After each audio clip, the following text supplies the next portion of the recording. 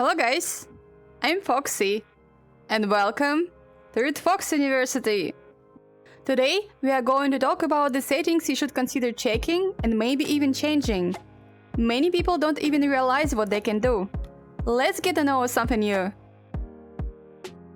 Presentation. Some settings are pretty obvious, I won't touch those. Let's start with the player body. You can choose if you want to see the whole body or just hands. I had the whole body before I got to know you can do the second option. This way you can see better when you drop down on someone, see better where your chest and belt loot is. Overall, it's more convenient for me. I'd recommend you trying it out as well. The only disadvantage I found about it is when you want to use a syringe. I started using it just on my glove. But hey, enemies still can see your whole body, not just gloves. I know, what a bummer. FOV Limiter is just like the vignette setting in Pop 1. But for some reason it only turns on when you sprint. Interaction hints. When it's time to reload the gun, the parts you're gonna touch are highlighted with yellow. If you have the setting off, it won't be glowing to help. Kill feed UI. You can either have the kill feed on or off. It's gonna pop up on the right when someone knocks someone down or kills. There is no info about revives in general.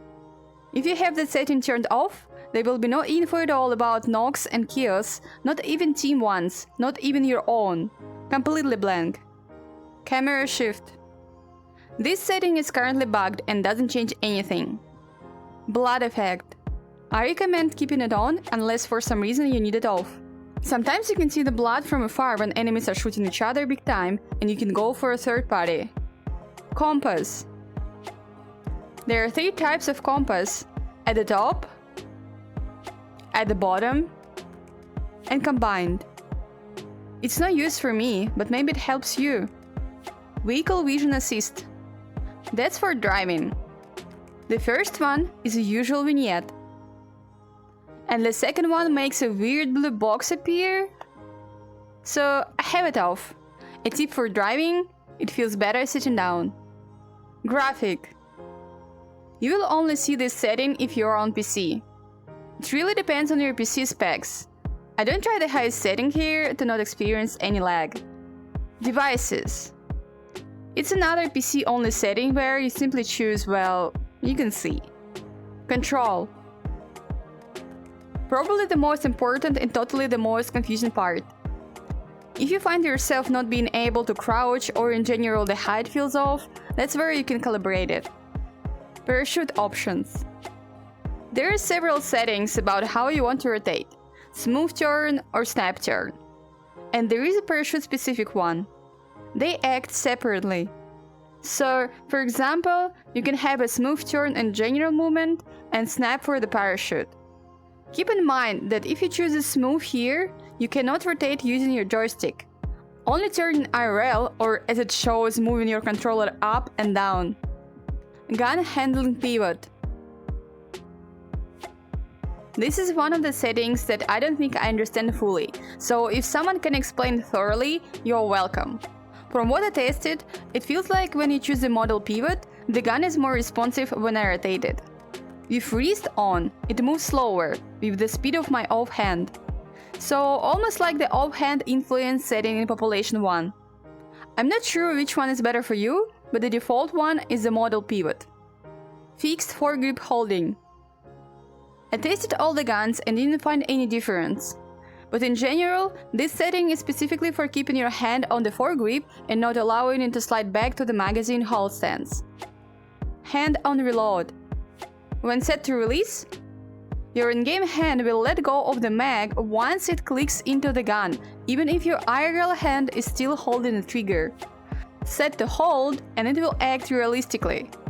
Now I know why I kept sometimes pulling mag out after putting it in. I had it on hold. For me, it's another setting to change from the default one. Scope stabilization. Exactly what it says. This is with off, this is with on. I didn't see any difference when testing, but better to keep it on. Weapon smooth. It's like the motion dampening setting in Population 1. I was told by another player that if you snipe, set it to 3, if you don't, 1. Why not make it all the way to 10 or the opposite 0? Well, it will depend on your style and if you use snipers at all. With 0, it's great for close range, the gun is very responsive, but the scope for fire sniping is shaky. The opposite with 10. Snipering is super smooth, but in close range your hand barely moves, even though my real one is at the same speed. At 10, the guns move weirdly, and really only use I can see for this is if you do snipers only. Virtual Gunstock. If you have a physical real-life Gunstock, it should be off. But if you don't use it, then on. It makes the gun steadier. Virtual Gunstock type. I personally couldn't notice a difference when I tried to test, but I can tell you the common explanation from other players. Type A locks the stock in at your shoulder, holding the back steady, and B locks it in at the front, allowing the back to move. In other words, option A is off-hand oriented and B is main-hand oriented. B is better for us Pop 1 players. It still works differently, but should be the easiest transition. Grip and hold. When enabled, in order to have the gun in my hand, I have to hold the grab button. Once I release it, the gun drops down. In Population 1 we don't need to hold at all, it's equipped till you press the B button.